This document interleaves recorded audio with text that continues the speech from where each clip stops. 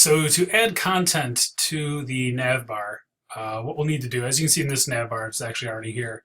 But I'm going to show you how to add just anything to the navbar itself.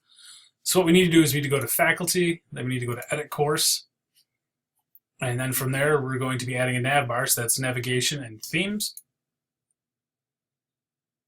All right, now by default it'll just be this hack drop-down default option, but we cannot edit this. You can't click on it. So what we need to do is we need to click the arrow at the end, and then we need to select Copy, and it makes a copy, which I had already done. We can go ahead and just click on one of them, so I can click on this one. Now, as you can see, I'm going to rename this. I'm going to rename this to Josh's navbar.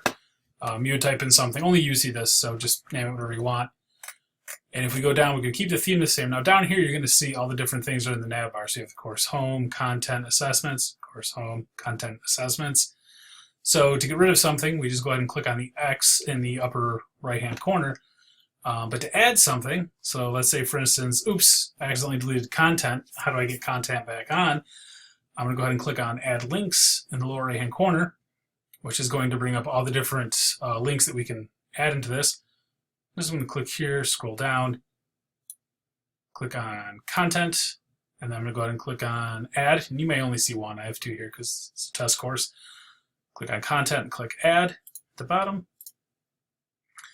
As you can see, it adds it right back in. And then if I click and drag, see the gray line there? I can put it back up here.